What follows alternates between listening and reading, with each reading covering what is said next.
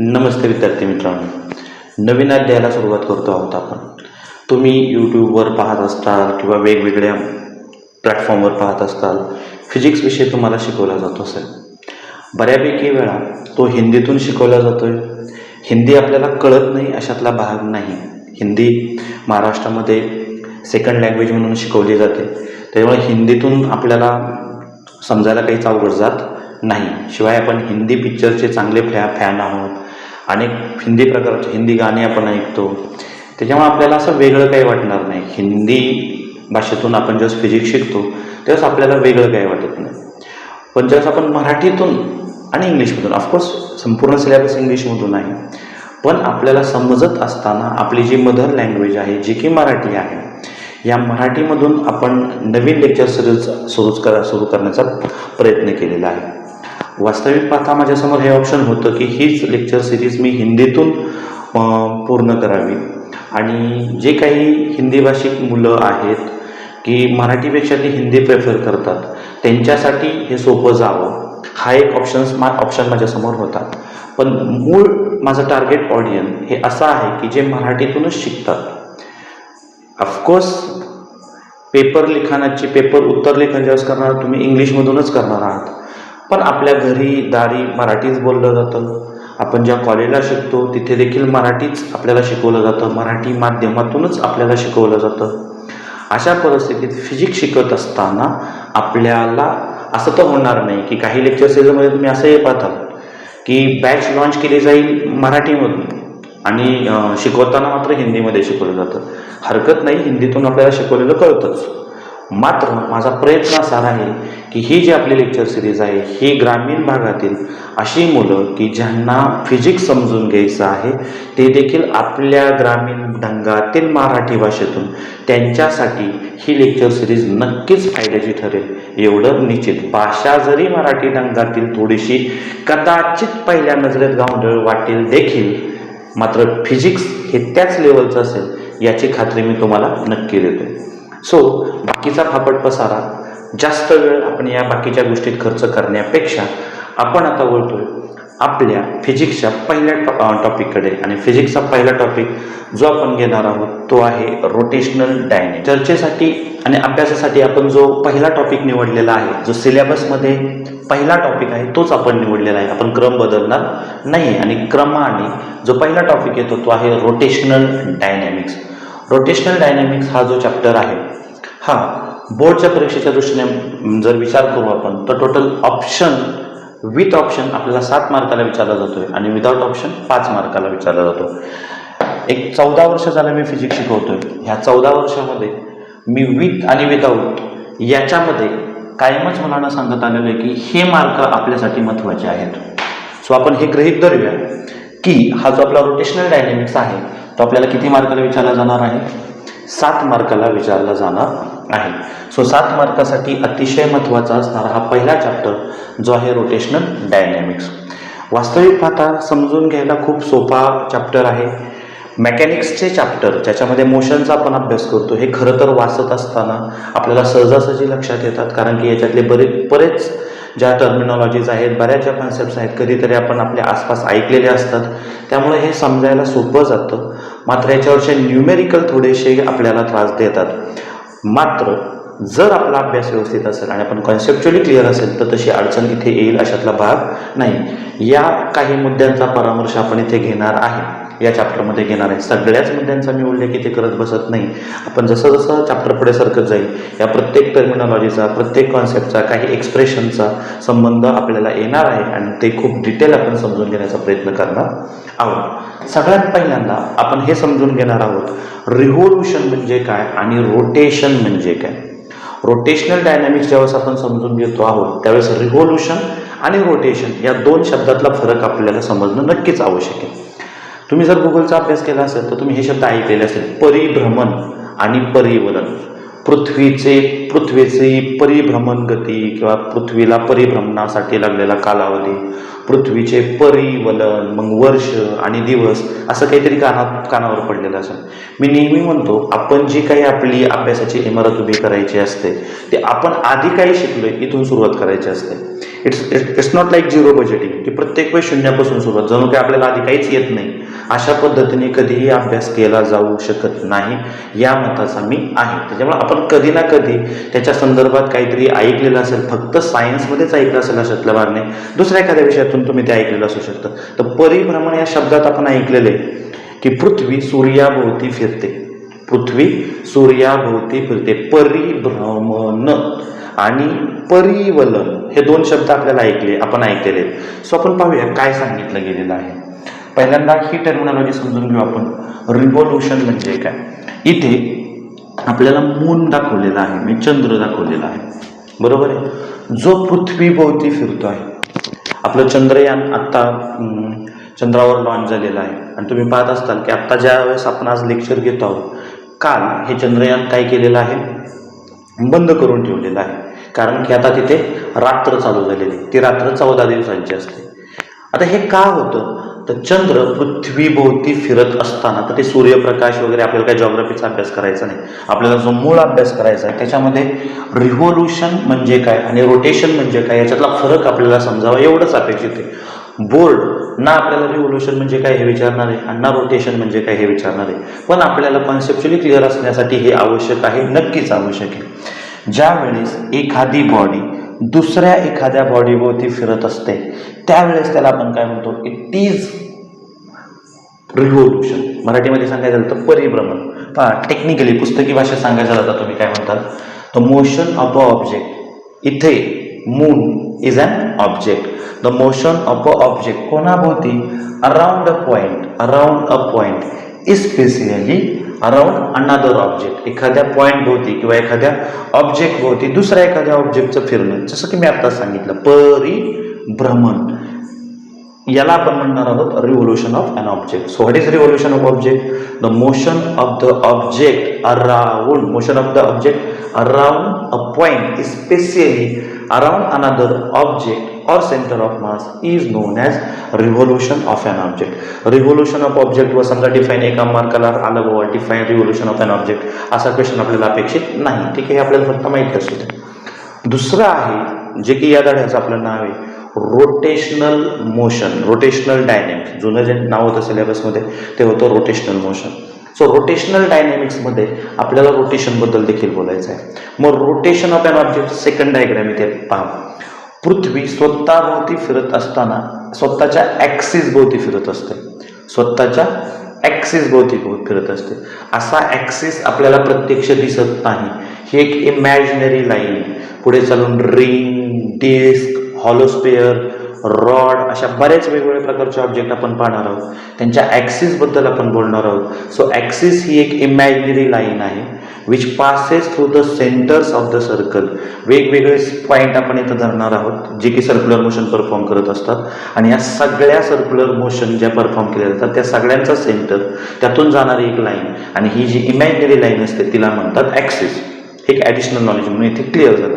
मग जर एखादा ऑब्जेक्ट स्वतःच्या ॲक्सिस भोवती फिरत असेल तर त्याला काय म्हटलं जातं, रोटेशन असं म्हटलं जातं. So what is rotation of an object, what is rotation of an object, the motion of an object of course कुठे, about an axis of rotation passing through the object. समजलेलं आहे. What is rotation of object, motion of an object about an axis of rotation passing through that object, याला आपण म्हणतो rotation. So rotation म्हणजे थोडक्यात जे की परीक्षेला विचारलं जाणारच नाही, समजून घ्या, स्वतःच्या ॲक्सिस भोवती फिरणं म्हणजे रोटेशन, दुसऱ्या एखाद्या बॉडीच्या भोवती फिरणं याला आपण म्हणणार आहोत रिव्होल्यूशन. समजलेलं आहे. या धड्यातील अतिशय महत्त्वाचा जो मुद्दा आहे की खरं तर मोशन इन प्लेनमध्ये आपण सर्क्युलर मोशनबद्दल सुरुवातीचा जो बहुतांश भाग आहे आपण तो समजून घेतला आहे. मोशन म्हणजे काय हे समजून घेतल्यानंतर आपण सर्क्युलर मोशनबद्दल बोललेलो आहोत. रेडियस वेक्टर म्हणजे काय, अँग्युलर डिस्प्लेसमेंट म्हणजे काय, अँग्युलर व्हेलॉसिटी म्हणजे काय, अँग्युलर असेलरेशन म्हणजे काय, मग अँग्युलर असेलरेशनची डायरेक्शन कशी काढायची, अँग्युलर व्हेलॉसिटीची डायरेक्शन कशी काढायची, राईट हँड थंब रूल म्हणजे काय, हे सगळं आपल्याला 11वी फिजिक्समध्ये झालेलं आहे. मग सर्क्युलर मोशनचे जे दोन प्रकार आहेत, युनिफॉर्म सर्क्युलर मोशन आणि नॉन युनिफॉर्म सर्क्युलर मोशन, याचा परामर्श आपण इथे थोडक्यात घेणार आहोत. सेंट्रिपिटल फोर्स, सेंट्रिफ्युगल फोर्स बद्दल देखील आपण बोलणार आहोत. मग ही जी सर्क्युलर मोशन आहे हिच्या काही कॅरेक्टरिस्टिक्स आहेत. म्हणजे सर्क्युलर मोशन ही असलरेटेड मोशन असते, सर्क्युलर मोशन ही पिरियडिक मोशन असते. याचं थोडंसं एक्सप्लेनेशन आपण समजून घेणार आहोत. हां, इथे आपल्याला बोर्डाच्या परीक्षेला 1 मार्काचा क्वेश्चन अपेक्षित आहे आणि तो क्वेश्चन असा असेल, what are the characteristics of circular motion. जर फक्त 1 मार्काला हा प्रश्न विचारला गेला तर फक्त कॅरेक्टरिस्टिकच आपल्याला लिहायचे. It is an accelerated motion and it is a periodic motion. 2 मार्काला जर हा क्वेश्चन विचारला गेला तर आपल्याला हे सांगायचे असलरेटेड मोशन म्हणजे काय आणि पिरियडिक मोशन म्हणजे काय. ऑफकोर्स ह्याच्या कॅरेक्टरिस्टिक्स आपण कशाच्या पाहतो आहोत, सर्क्युलर मोशनच्या. मग सर्क्युलर मोशन म्हणजे काय. सो पहिल्यांदा या प्रश्नाचं उत्तर देऊया. सर्क्युलर मोशन म्हणजे खूप सोपं आहे बघा. ट्रान्सलेशनल मोशन किंवा रेक्टिलिनियर मोशन किंवा लिनियर मोशन हा शब्द आपल्याला 9वी फिजिक्समध्ये कानावर पडलेला आहे. मग आपण यांचं मोशन म्हणजे काय हे आपल्याला माहिती आहे. The object which continuously changes its position, of course with respect to surrounding and with respect to time, त्याला आपण मोशन असं म्हणतो. मग लिनियर मोशन म्हणजे काय, of course path of that motion. तो ऑब्जेक्ट ज्या मार्गाने जातो तो मार्ग कसा असेल, अलॉंग द स्ट्रेट लाईन म्हणजे लाईन असेल तर आपण काय म्हणतो, linear motion. So as the name suggest, circular मोशनमध्ये काय असणार आहे, ऑब्जेक्ट हा सर्कल बरोबर फिरत असेल. सर्कल बरोबर फिरत असेल म्हणजे काय बाबा, सर्कलच्या त्रिज्येबरोबर, सर्कलच्या कॉर्ड बरोबर, सर्कलच्या एखाद्या टँजंट बरोबर, सर्कलच्या रेडियस बरोबर. तर सर्क्युलर मोशन म्हणजे सर्कल बरोबर फिरतोय म्हणजे काय, सर्कलच्या सर्कमफरन्स बरोबर फिरतोय. तर ऑब्जेक्ट कुठे फिरणार आहे, the motion of an object along the circumference of the circle, that is along the circular path. Circular पाथमध्ये जर एखाद्या बॉडीची मोशन असेल, ऑब्जेक्टची मोशन असेल तर त्याला आपण म्हणणार आहोत circular motion. So what is circular motion, motion of an object of course around the circular path. Of course कशी, around the circular path. So ही डेफिनेशन 1 मार्काला विचारली जाऊ शकते का, ठीक आहे, म्हणायला काय विचारले जाऊ शकते 1 मार्काला, पण एवढे सोपे क्वेश्चन बोर्ड परीक्षेला मला तरी अपेक्षित नाही. बोर्डचा पेपर सोपाच असतो पण हे खूपच सोपं होते की ज्याच्यावर प्रश्न विचारला जाऊ शकत नाही असं मला वाटतं. So motion of an object along the circular path around the circular path is called as circular motion. या ठिकाणी आपण हा जो सॅटेलाइट पाहत आहोत याची मोशन कशी आहे, around the circular path, along the circular path, circular motion आहे. हा स्टोन आपण जो हाताने फिरवतोय त्याचा पाथ आपल्याला इथे दाखवलेला आहे, तो देखील कसा आहे, सर्क्युलर आहे. सो याच्या मोशनचं जर वर्णन करायचं झालं तर आपण काय करणार आहोत, सर्क्युलर मोशन असं वर्णन करणार आहोत. Minute hand, hour hand, second hand, इलेक्ट्रॉनची motion around the nucleus, all these are the examples of circular motion. So what is circular motion, motion of an object around the circular path किंवा along the circumference of the circle is known as circular motion. So what are the characteristic of circular motion. इथे मात्र मला बोर्डासाठी परीक्षेला question अपेक्षित वाटतो, 1 मार्काला देखील आणि 2 मार्काला देखील. 1 मार्काला जर आपल्याला प्रश्न विचारला तर 2 महत्वाच्या कॅरेक्टरिस्टिक्स आपल्याला लिहायच्या आहेत. एक, it is an accelerated motion, it is an accelerated motion, आणि दुसरं, it is a periodic motion. ह्या 2 कॅरेक्टरिस्टिक्स आपल्याला लिहायच्या आहेत. समजून घ्या, आपण आत्ता जी चर्चा केली ती चर्चा आपली जी होती ती होती, ऑफकोर्स पहिल्यांदा आपण हे समजून घ्यायचा प्रयत्न केला, व्हॉट इज सर्क्युलर मोशन. आपण काय समजून घेण्याचा प्रयत्न केला, व्हॉट इज सर्क्युलर मोशन. इथे मी फक्त महत्त्वाचे मुद्दे तुम्हाला लिहून देणार आहे जे मी तुम्हाला ॲपवर देईन, हे फक्त रिव्हिजनसाठी कामाला येतील. खूप डिटेल हे मी लिहित बसणार नाही. सो सर्क्युलर मोशन म्हणजे काय, motion of the object or the body along the circumference of the circle, along the circumference of circle, circumference of circle. किंवा हे जर तुम्हाला लिहायचं नसेल तर तुम्ही असं लिहू शकता, the motion of the object around the circular path, around circular path, तिला आपण काय म्हणणार आहोत, सर्क्युलर मोशन असं म्हणणार आहोत. ठीक आहे. दुसरा जो आपण महत्त्वाचा क्वेश्चन घेतो आहोत की मला असं वाटतं की इथे प्रश्न विचारला जाऊ शकतो, तो क्वेश्चन आहे characteristics of circular motion. Characteristics of circular motion जे आपल्याला एका मार्काला देखील विचारलं जाऊ शकतं आणि 2 मार्काला देखील विचारलं जाऊ शकतं. एका मार्काला विचारलं तर फक्त कॅरेक्टरिस्टिक्स लिहायचे आहेत. त्या कॅरेक्टरिस्टिक्स आपण अशा लिहिणार आहोत. पहिली जी कॅरेक्टरिस्टिक आपण लिहिणार आहे, it is an accelerated motion. It is म्हणजे आपण कोणाबद्दल भाष्य करतोय? सर्क्युलर मोशनमध्ये. ही कशी आहे? असलरेटेड मोशन आहे. का बोलू आपण. दुसरं काय कारण सांगितलं आपण? It is a periodic motion. It is a periodic motion. आपल्याला आठवत असेल 11वी मध्ये आपण सेंट्रिपेटल असलरेशनचं एक्सप्रेशन 2 पद्धतीने सोडवलं. एक ग्राफिकल मेथडने सोडवलं आणि एक कॅल्क्युलस मेथडने सोडवलं. तिथे तुम्ही हे समजून घेतलेले आहे की सर्क्युलर मोशन असेल तर तिथे असलरेशन असते. आता का असते हे थोडक्यात मी सांगायचा प्रयत्न करतोय. असलरेशन एकदम बेसिक आठवा. काय शिकलोय आपण असलरेशन बद्दल? Rate of change in velocity. Rate of change in velocity is known as acceleration. Rate of change in velocity of course त्याला आपण काय म्हणतो? असलरेशन. बरं, आता स्केलर अँड वेक्टर बद्दल तुम्हाला माहिती आहे. Velocity is a vector quantity. म्हणजे काय हो? वेक्टर क्वांटिटी म्हणजे it has both magnitude and direction. मग व्हेलॉसिटी चेंज होते त्यावेळेस काय चेंज होतं? मॅग्निट्यूड किंवा डायरेक्शन दोघांपैकी एक जरी चेंज झालं तरी व्हेलॉसिटी चेंज झाली असं आपण म्हणतो. बघा, नीट समजून घ्या. मॅग्निट्यूड आणि direction as velocity is a vector quantity. It is completely described bye magnitude and direction. मुद्दा क्लिअर? म्हणजे याच्यात मॅग्निट्यूड पण असणार आहे आणि डायरेक्शन पण असणार आहे. दोघांपैकी एक जरी चेंज झालं तरी आपण म्हणतो there is change in acceleration. लक्षात येते मला काय सांगायचं ते? मग असलरेटेड मोशन असं का म्हटलं गेलेलं आहे? समजा पार्टिकल अँटी क्लॉकवाईज डायरेक्शनने सर्क्युलर मोशनमध्ये आहे. कसा? Anti clockwise. मग अँटी क्लॉकवाईज सर्क्युलर मोशनमध्ये आहे. या ठिकाणी जर आपण पार्टिकलची मोशन काढली तर ती अलॉंग द टँजंट असते. टँजन्शन ही झाली त्याची डायरेक्शन. ही काय झाली? त्याची डायरेक्शन. पार्टिकल समजा या पॉईंटला पोहोचला तर इथे त्याची डायरेक्शन असणार आहे या पद्धतीने, अलॉंग द टँजंट. पार्टिकल या पॉईंटला पोहोचला, याची डायरेक्शन या पद्धतीने असणार आहे, पाय. ठीक आहे, अलॉंग द टँजंट. समजा पार्टिकल पुढे पोहोचला पार्टिकल पोहोचला या पॉईंटला. आपल्याला या पॉईंटला त्याची मोशन पाहिजे. कशी काढणार आपण त्याची मोशन? या पद्धतीने आपण त्याची मोशन अलॉंग द टँजंट काढणार आहोत. चला पुढे. समजा पार्टिकल इथे पोहोचला, या पॉईंटला आपण त्याची व्हेलॉसिटीची डायरेक्शन काढणार आहोत या दिशेने.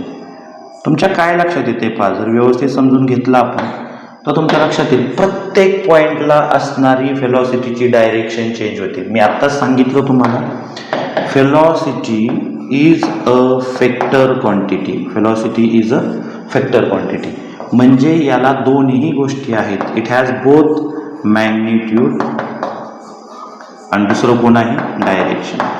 मॅग्निट्यूड पण आहे आणि डायरेक्शन पण.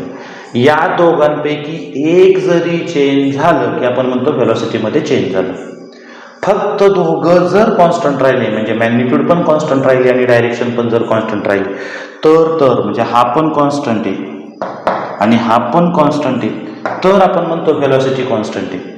दोघांपैकी एक जरी चेंज झालं तर व्हेलॉसिटी चेंज होते आणि whenever velocity changes, rate of change in velocity is known as acceleration. मग इथे ही जी आपण सर्क्युलर मोशन या पद्धतीने अँटी क्लॉकवाईज डायरेक्शनने दाखवलेली आहे, वेगवेगळ्या पॉईंटला असणारी, वेगवेगळ्या पोझिशनला असणारी व्हेलॉसिटीची डायरेक्शन आपण पाहतो आहोत. डायरेक्शन इथे कॉन्स्टंट न राहता काय होती? चेंज होती. डायरेक्शन चेंज होती म्हणजे काय होतं? व्हेलॉसिटी चेंज होते. आणि व्हेलॉसिटी चेंज झाली म्हणजे इथं काय आहे? असलरेशन आहे. म्हणून it is known that, it is said that circular motion is accelerated motion. Clear? दुसरं पिरियॉडिक मोशन. पाठ करून लिहिणं सोपं आहे पण ते कळलेलं असणं, बाबा ठीक आहे circular motion is accelerated motion, तर का बाबा, तर हे आपल्याला सांगता आलं पाहिजे. पिरियॉडिक मोशन, जी मोशन स्वतःला रिपीट करते after equal interval of the time, मग त्याला आपण म्हणतो पिरियॉडिक मोशन. सो इथे पहा, जर सेकंद काटा घेतात तर दर 60 सेकंदानंतर स्वतःची मोशन रिपीट करतो. मिनिट हँड घेतात तर दर 1 तासाने स्वतःची मोशन रिपीट करतो. तास काटा घेतात, आवर हँड, दर 12 तासाने स्वतःची मोशन रिपीट करतो. पृथ्वी स्वतःभोवती फिरत असते, त्यावेळेस दर 24 तासाला स्वतःची मोशन रिपीट करते. So circular motion is a periodic motion. ठीक आहे, पहा आपल्याला परीक्षेला 2 मार्काला क्वेश्चन विचारला जाईल. What are the characteristics of circular motion. पहिली कॅरेक्टरिस्टिक सर्क्युलर मोशनची आपण सांगितली, it is an accelerated motion. It is an accelerated motion. काय एक्सप्लेनेशन आपण बोर्ड परीक्षेला देणार आहोत याच्याबद्दल. As the direction of velocity changes. मी सांगितलं, खूप डिटेल सांगितलं. व्हेलॉसिटी चेंज होते. का चेंज होते? कारण त्याची डायरेक्शन चेंज होते आणि डायरेक्शन प्रत्येक पॉईंटला चेंज होते at every instant. Therefore change in velocity is known as acceleration. आणि म्हणून जी मोशन आहे it is an accelerated motion. So first characteristic of the circular motion is it is an accelerated motion. 2 मार्काला प्रश्न विचारला तर त्याचं एक्सप्लेनेशन सुद्धा द्यायचं आपल्याला. Why it is accelerated motion येऊ शकतं. Why it is said that circular motion is accelerated motion. Explain, give the reason circular motion is accelerated motion. एका मार्काला विचारला जाऊ शकतो. As the direction of velocity changes at every instant it is an accelerated motion. Circular motion is an accelerated motion. दुसरी महत्वाची characteristic आहे circular motion is periodic motion. That is it is a periodic motion. मग अशीच मी कारण सांगितलं, periodic motion कुणाला म्हणायचं? Same set of moment. Circular motion तर तोच set of the moment. Circular circumference, मग तो सरकमफरन्स म्हणजे सर्कल, मग तो त्याचा रेडियस आहे आर एवढा रेडियस असणारा सर्कल, मग तोच सरकमफरन्स त्याच रेडियसचा परत परत रिपीट होत असेल तेवढ्याच कालावधीमध्ये, तर ती झाली पिरियडिक मोशन. सो पहा, during the motion particle repeat its path along the same trajectory. तीच मोशन आपल्याला रिपीट करायची. Hence circular motion is periodic motion. एका मार्काला ह्या 2 कॅरेक्टरिस्टिक विथ एक्सप्लेनेशन हे 2 मुद्दे आपल्याला परीक्षेला लिहावे लागणार आहे. एक नंतरची जी लेक्चर सिरीज आपण सुरू करतो आहोत ज्याच्यामध्ये आपण बोर्ड परीक्षेबद्दल बोलतो आहोत, त्यात एवढं तंतोतंत लिहा वगैरे हे मी तुम्हाला सांगणारच नाही. तुम्ही जर एक चांगले विद्यार्थी असताल किंवा शिक्षक म्हणून जर मी एखादा चांगला विद्यार्थी माझ्या 11वी-12वीमध्ये राहिला असेल तर मला हे माहिती असलं पाहिजे की ज्या वेळेस मी बोर्ड परीक्षेचा अभ्यास करतोय, परीक्षेला अपेक्षित काय असतं. परीक्षकाला बोर्ड परीक्षेमध्ये आपल्याला आपली वाक्यरचना काय आहे, तुमच्या उत्तरामध्ये महत्त्वाचे कीवर्ड्स आलेले आहेत का नाही, त्यासाठी उत्तराचा सराव असावा लागतो. त्याच्यामुळे उत्तर आपलं कसं असलं पाहिजे, त्याच्यासाठी काही कीवर्ड्स आले पाहिजे, त्याची वाक्यरचना कशी आली पाहिजे, हे समोर तुम्हाला मांडायचा प्रयत्न केलेला आहे. सीईटीचं लेक्चर चालू असताना जसं आपण सीईटीचे लेक्चर घेणार आहोत त्यावेळेस आपल्याला बोर्डाला काय म्हणजे आपल्याला तिथे लिहित नाही बसायचं उत्तर. आपल्याला फक्त काय करायचं, सर्कल करायचं किंवा क्लिक करायचे ऑप्शन, बरोबर. त्यामुळे तुम्ही किती चांगलं लिहिता, तुम्ही शब्द कोणते वापरलेत वगैरे याचा काहीच आपल्याला सीईटी नीट JEE त्याची गरज नाही. पण बोर्ड परीक्षेला तुम्ही कोणता शब्द वापरता, तो कीवर्ड आहे का, तो महत्त्वाचा आहे का, तुमच्या उत्तरात तो असायला पाहिजे होता का, हे तितकंच महत्त्वाचं आहे. म्हणून हे तुमच्या समोर असणं आवश्यक आहे. कायनेमॅटिक्स ऑफ सर्क्युलर मोशन. आता लॉज ऑफ मोशन तुम्ही समजून घेतलेलं असेल तर आपल्याला हे माहिती असणार आहे की लॉज ऑफ मोशन आपण 3 प्रकारचे कायनेमॅटिकल इक्वेशन्स पाहिलेले आहेत. पहिले इक्वेशन आपण समजून घेतलेले आहे, v is equal to u plus AT. V is equal to u plus AT. याच्यामध्ये यू जो आहे बाळांनो ते असते इनिशियल व्हेलॉसिटी, फी आहे final velocity after time t. ज्या दरम्यान झालेलं डिस्प्लेसमेंट म्हणजे यू पासून व्हेलॉसिटी व्ही होईपर्यंत जो कालावधी लागला तो आहे टी, आणि त्या दरम्यान झालेलं जे डिस्प्लेसमेंट आहे ते आपण दाखवतो एस या अक्षराने. आणि यू ही व्हेलॉसिटी व्ही एवढी झाली म्हणजे there is change in velocity in time T. त्याच्यामुळे ऑफकोर्स ती काय असणार आहे, असलरेटेड मोशन असणार आहे. असलरेशन दाखवण्यासाठी काय वापरलं जातं, ए वापरलं जातं. ठीक आहे, 9वीचं थोडक्यात रिवाईज करायचा प्रयत्न केला. पहिलं kinematical equation which is use for the linear motion. हे कशासाठी वापरतो आपण, kinematics in the linear motion. Kinematics in the linear motion. पहिला आहे v is equal to u plus AT. दुसरं इक्वेशन आपलं आहे S is equal to UT plus 1/2 AT square. मी आता सांगितलं सुरुवातीचा वेग यू होता, नंतर तो फी झाला, किती कालावधीत झाला टी. मग या दरम्यान बॉडी काय एकाच जागेवर आहे का थांबलेली नाही, तिनं स्वतःची पोझिशन चेंज केली, एखाद्या विशिष्ट डायरेक्शनने चेंज केलेली असेल तर त्याला म्हटलं जातं डिस्प्लेसमेंट. डिस्प्लेसमेंटची डेफिनेशन झालेली आहे आपल्याला. आणि तिसरं जे इक्वेशन आहे ते आहे v square is equal to u square plus twice AS. These are the 3 equations which are used in case of linear motion. Phi is equal to u plus AT, S is equal to ut plus 1/2 AT square. V square is equal to u square plus twice AS. ठीक आहे. आता थोडासा मध्ये मी ॲनालॉगी लिहिण्यासाठी वेळ घेतोय. म्हणजे circular motion जे की आपण मोशन इन प्लेनमध्ये थोडंसं डिटेल 11वी मध्ये पाहिलेलं असणार आहे. आपल्याला आठवत असलं पाहिजे, जर इकडे लिनियर डिस्प्लेसमेंट असेल तर सर्क्युलर डिस्प्लेसमेंटमध्ये आपण अँग्युलर डिस्प्लेसमेंट थिटा या अक्षराने दाखवतो. काय angular displacement? Angle described by radius vector. Angle described by the radius vector. Radius vector कोण? अपोजिशन वेक्टर, जो कसा असतो, which is drawn from the centre of the circle to the position, आणि तो अलॉंग द रेडियस असतो, म्हणून त्याला radius vector म्हणतात. ह्या रेडियस वेक्टरने कव्हर केलेला अँगल त्याला आपण म्हणतो angular displacement denoted by theta. Initial velocity आपण इथे यू ने दाखवतो, इकडे ती आपण ω1 ने दाखवणार आहोत. Angular velocity, rate of changing angular displacement, angular velocity. Omega is equal to, competitive एक्झामच्या दृष्टीने माहिती असू द्या, omega is equal to 2π/t. याची गरज पडते आपल्याला. Omega is equal to 2πn, तर t इज पिरियॉडिक टाइम आणि n is the frequency of revolution. Frequency of revolution, number of revolutions perform by the particle in unit time, त्याला frequency असं म्हटलं जातं. एक ॲडिशनल नॉलेज म्हणून लक्षात ठेवा. व्हेलॉसिटी u पासून फी झाली इन द टाइम t. मग फी म्हणजे फायनल व्हेलॉसिटी. इथे ω2 is final angular velocity. Angular व्हेलॉसिटीची डायरेक्शन काढण्यासाठी आपल्याला राईट हँड थंब रूलची गरज पडते. हे आपण 11वी मध्ये शिकलेलं असलं पाहिजे. आणि एखादा MCQ आला किंवा एखादा पॉईंट आला तरी मी त्याचं वर्णन करेनच. त्याच्यानंतर इथे टाइम t, इथे टाइम दाखवण्यासाठी आपण टीच वापरणार आहोत. असलरेशन दाखवण्यासाठी आपण इथे ए वापरतो, linear acceleration, rate of change in velocity acceleration. इथं rate of change in angular velocity is denoted by alpha, is denoted by alpha. Angular acceleration. एक महत्वाचं बीट मला तुम्हाला इथं सांगणं आवश्यक वाटतं, एक महत्वाचा पॉईंट तुम्हाला सांगणं आवश्यक वाटतं. पाहता, समजा this is the circular motion, circular path of circular motion. या पद्धतीने तुम्हाला सर्क्युलर मोशन दाखवलेले आहे आणि पार्टिकल अँटी क्लॉकवाईज डायरेक्शननी या पद्धतीने चाललेला आहे. ठीक आहे. मग अँग्युलर व्हेलॉसिटीची डायरेक्शन काढण्यासाठी राईट हँड थंब रूल वापरतात. कसा वापरायचा? Curl fingers in the direction of motion, in the direction of motion. Then thumb gives the direction of angular velocity. समजा ही जी डिस्क आहे किंवा ही जी सर्क्युलर मोशन आहे ती या प्लेनमध्ये, उभ्या प्लेनमध्ये या पद्धतीने, म्हणजे हे मी असं धरलेलं आहे. हे जर मी असं धरलेलं असेल आणि पार्टिकल कसं असेल, अँटी क्लॉकवाईज या पद्धतीने. So curl fingers in the direction of motion. Thumb gives the direction of angular velocity. Thumb gives the direction of angular velocity.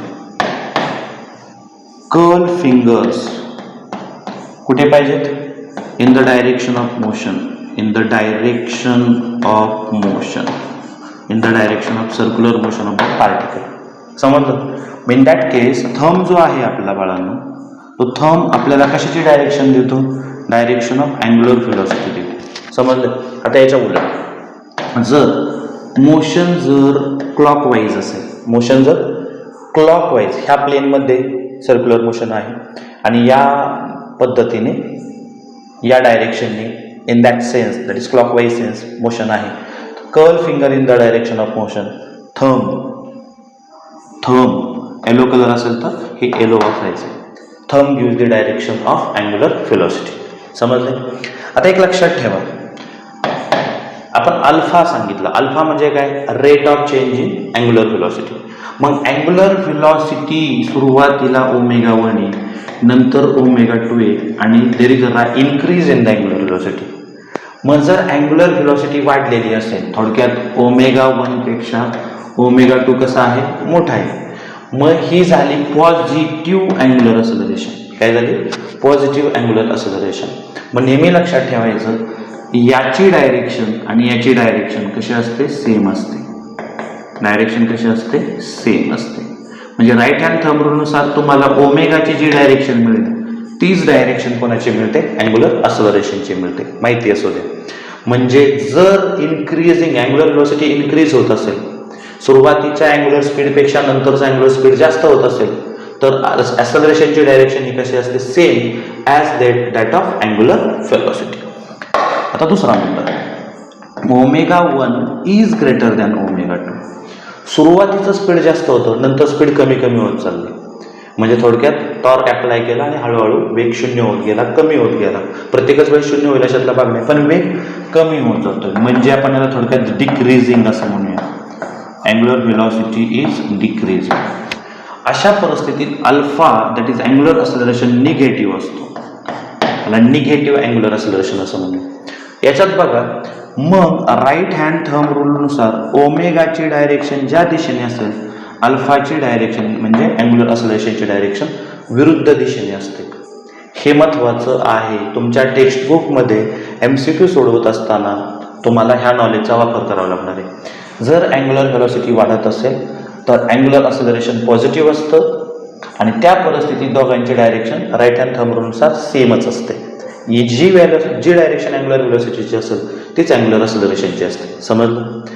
मात्र जर अँग्युलर व्हेलॉसिटी कमी होत असेल, अँग्युलर व्हेलॉसिटी सुरुवातीची जास्त आहे, नंतर ती कमी होत असेल तर त्याला आपण डिक्रीजिंग अँग्युलर व्हेलॉसिटी असं म्हणूया.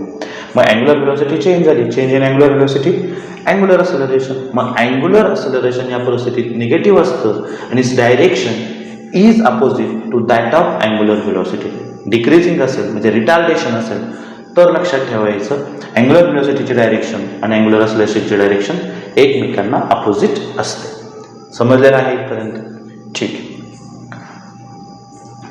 हे मी तुम्हाला आता सांगायचा प्रयत्न करतो आहे आणि याच्यामध्ये आपण इथपर्यंत ॲनालॉगी समजून घेतलेली आहे. हे ॲनालॉगी तुमच्या लक्षात आलेली असणार आहे. मग पहा, फी म्हणजे फायनल व्हेलॉसिटी. मग या बाजूला आपण काय घेणार, त्याच्याऐवजी फीच्या ऐवजी आपण काय घेणार, ω2. So ω2 is equal to ω1 plus AT alpha t. U साठी कोण आहे ॲनालॉगी, ॲनालॉगस कोण आहे, ω1. ए साठी ॲनालॉगस कोण आहे, अल्फा. टी साठी टीच. सो हे झालं पहिलं कायनेमॅटिकल इक्वेशन. कशासाठी, फॉर द सर्क्युलर मोशन. दुसरं काय सांगतं, एस इज इक्वल टू, मग एसला ॲनालॉगस कोण आहे, theta, equals to u t initial velocity. इकडे कोण, ω1 टी, इथे टीच, प्लस 1/2 एला ॲनालॉगस कोण आहे, अल्फा टी स्क्वेअर. समजलं? तिसरं इक्वेशन जे आहे आपलं काय आहे पहा, तिसरं इक्वेशन, फी म्हणजे फायनल. इथे काय होणार, ω2 square is equal to ω1 square plus twice alpha theta. कळलं? कळलं? हे पाठ पाहिजे.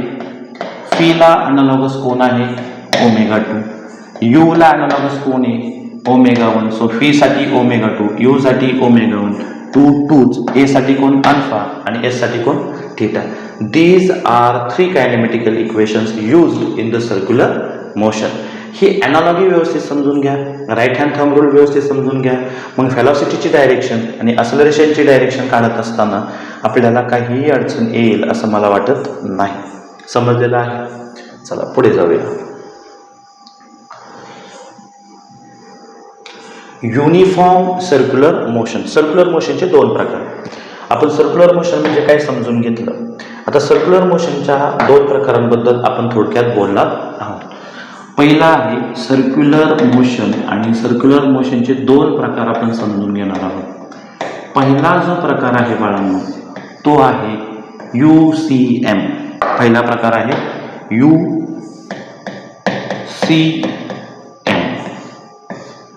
म्हणजे काय, U स्टँड्स फॉर युनिफॉर्म.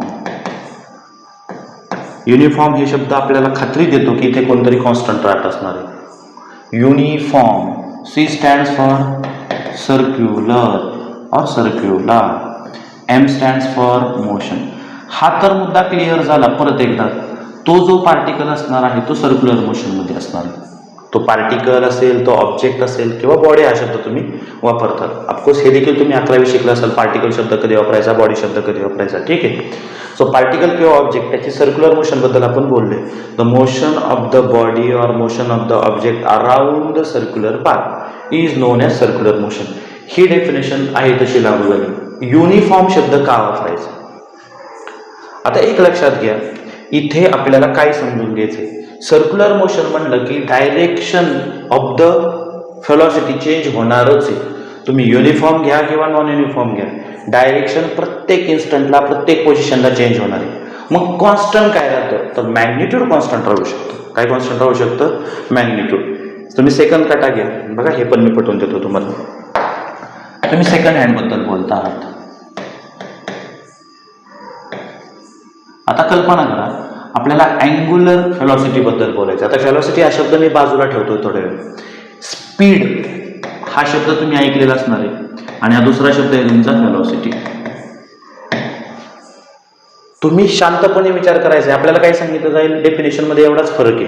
काय फरक आहे, विथ कॉन्स्टंट स्पीड असं लिहायचं. झाले UCM ची डेफिनेशन. बघा UCM ची डेफिनेशन बोर्डाच्या पेपरच्या दृष्टीने जर विचार करताल तर फक्त मला काय शिकवायचं आहे तुम्हाला, motion of an object around the circular path with constant speed. With constant speed is called as uniform circular motion. तुम्ही डेफिनेशन लिहून घेतली, शांतपणे झोपी गेला. पेपरचे दिवस आले आणि पेपरचा दिवस आला किंवा कॉम्पिटिटिव्ह एक्झामला आपल्याला प्रश्न आला, कॉन्स्टंट व्हेलॉसिटी हा शब्द प्रयोग का आलेला नाही, असा प्रश्न येणार नाही. कॉन्स्टंट व्हेलॉसिटी हा शब्द प्रयोग का नाही आला.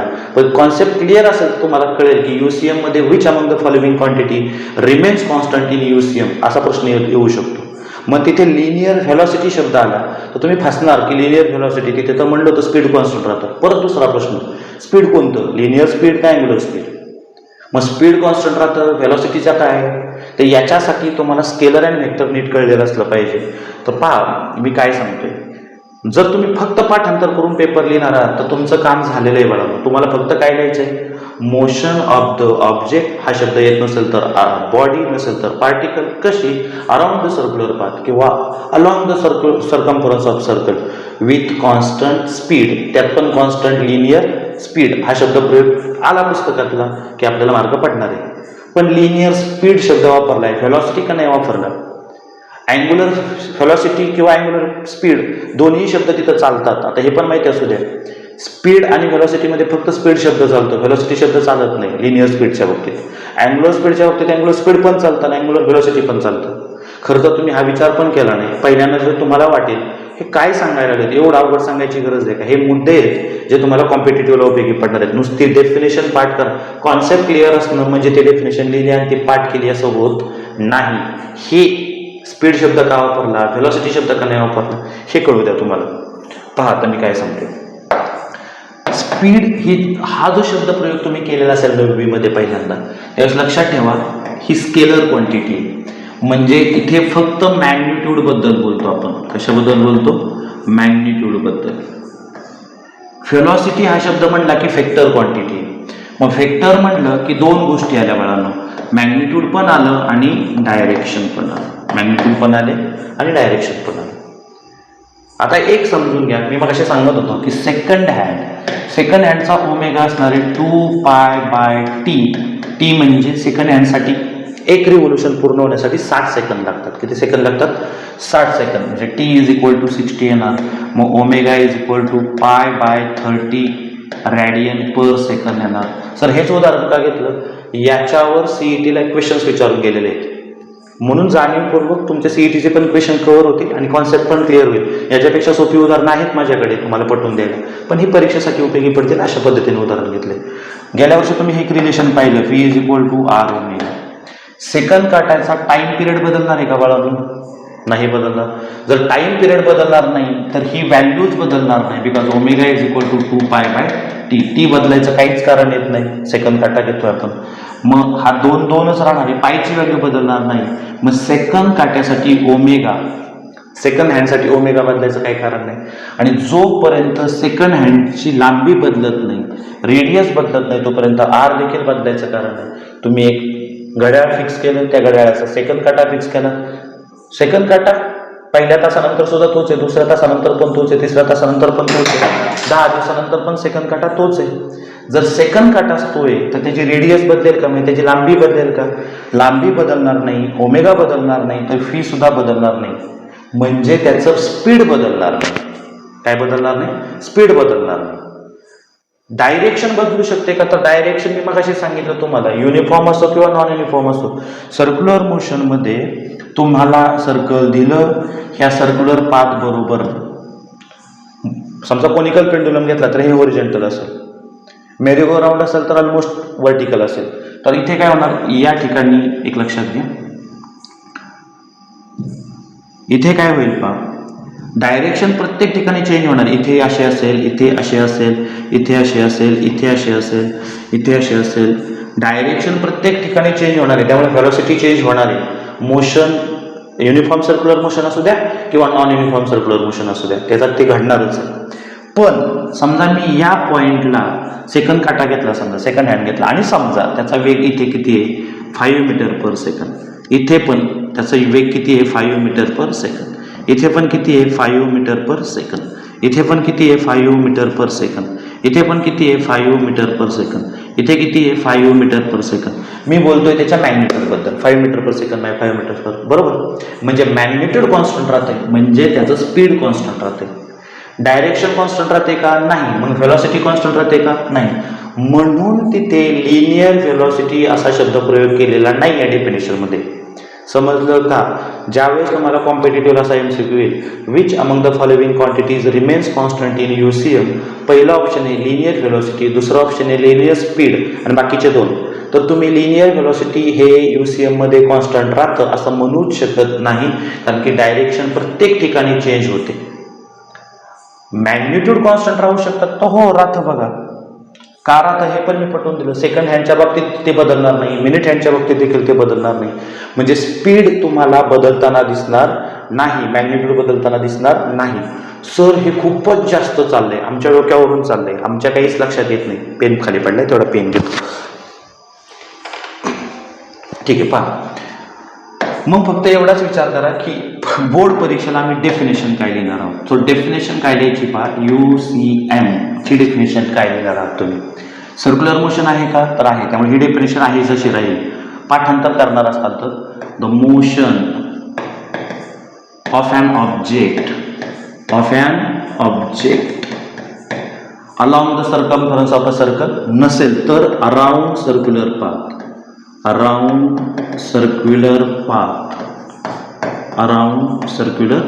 Is the circular motion. Uniform, आता मला हा शब्द जोडायचा आहे, विथ कॉन्स्टंट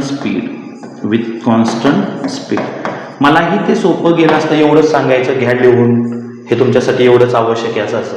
पण जाणीवपूर्वक मी काही प्रश्न तुमच्या मनात निर्माण केलेत. अवघड करून शिकवतो याच्यातला भाग नाही, पण हे प्रश्न पडलेच पाहिजे, जे तुम्हाला सीईटीचा पेपर देत असताना, नीटचा पेपर देत असताना उपयोगी पडणार आहेत. तुम्हाला असा प्रश्न पडला पाहिजे, इथे कॉन्स्टंट लिनियर व्हेलॉसिटी का म्हटलेलं नाही, कॉन्स्टंट लिनियर व्हेलॉसिटी का म्हटलेलं नाही. तुम्हाला माहिती आहे का, एक ॲडिशनल नॉलेज म्हणून पण सांगतो, जे सीईटीला उपयोगी पडणार आहे. इथेच तुम्ही असं म्हणू शकता, विथ कॉन्स्टंट अँग्युलर व्हेलॉसिटी. आता गंमत आहे का नाही, इथे तुम्ही लिनियर व्हेलॉसिटी शब्द प्रयोग करू शकत नाही, पण अँग्युलर व्हेलॉसिटी हा शब्द प्रयोग करू शकता. Which among the following quantities remains constant in UCM. Option A linear speed, option B linear velocity, option C angular velocity,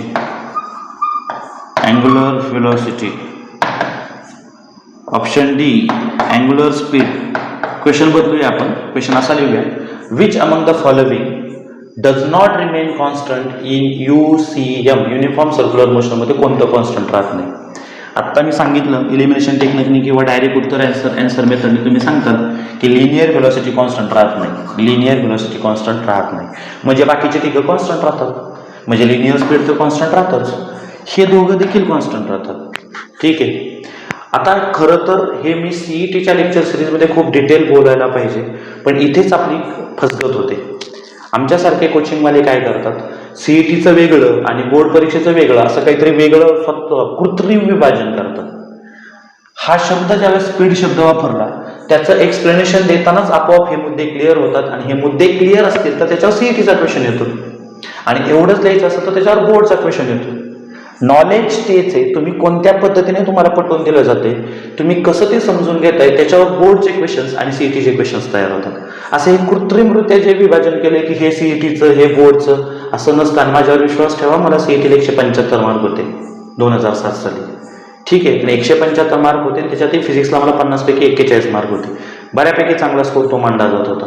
so मी जे सांगतोय ते स्वतःच्या अनुभवातून सांगतोय. तुम्ही सेपरेट नका करूया. हा ठीक आहे, काही मुद्दे सेपरेट सीईटीसाठी थोडंसं जास्त विस्तृतपणे आपल्याला करावे लागतात किंवा स्पीड वाढवावं लागतं, पण थेअरी तर तीच आहे.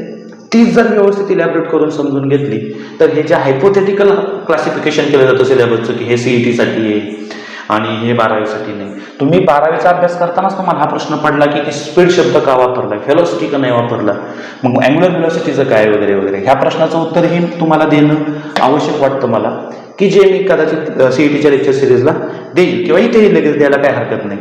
इथे पहा तुम्ही, angular v is equal to काय असतो, r omega. Omega is equal to काय झाला, v by r. Speed constant राहत असेल आणि आर रेडियस कॉन्स्टंट राहत असेल तर ओमेगा कॉन्स्टंट राहतो. आणि व्हॉट अबाउट डायरेक्शन, एकदा तुम्ही राईट हँड थंब रूल घेतला, वेग जास्त असला कमी असला थंब तर वरच्या दिशेने, म्हणजे समजा एखाद्या ठिकाणी वेग 5 मीटर पर सेकंद, इथे बघा 5 होतं, आपण युसीएम बद्दल बोलतोय आता, इथे वेग किती होता आपला 5 मीटर पर सेकंड, इथे किती होता 5 मीटर पर सेकंड, इथे किती होता 5 मीटर पर सेकंड, इथे किती होता 5 मीटर पर सेकंड.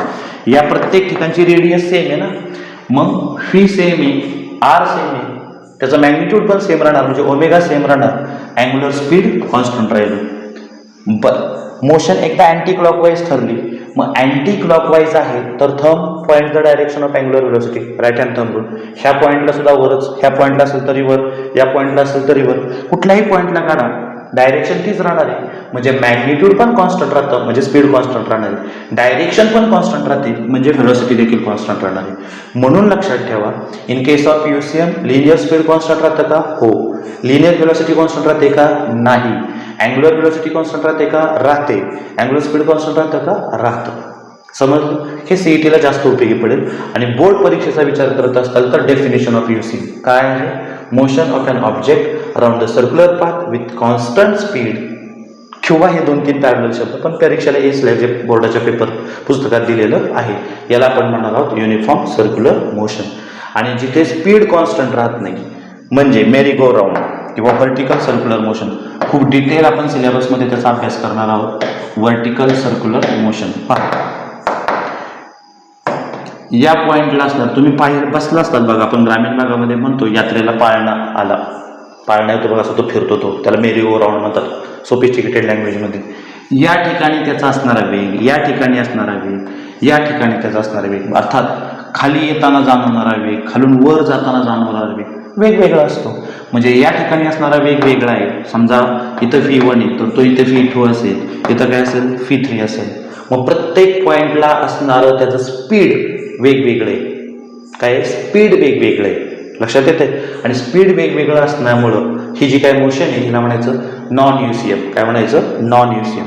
बाकी non UCM, non UCM uniform circular motion नसणारी non UCM. So motion of an object around the circular path with changing speed, की ज्याच्यामध्ये स्पीड चेंज होत असतं, अशी सर्क्युलर मोशन, त्याला आपण काय म्हणणार आहोत, non uniform circular motion. Vertical circular motion is an example of non uniform circular motion. समजलेलं आहे. या पहिल्या लेक्चरमध्ये मी तुम्हाला याचीही जाणीव करून दिली की सीईटी आणि बोर्ड कसं वेगवेगळं नाही, तुम्ही हँड इन हँड त्याचा अभ्यास करू शकता. ऑफकोर्स सीईटीसाठी काही एक्स्ट्रा MCQ सोडावे लागतील, पण थिअरी तीच आहे.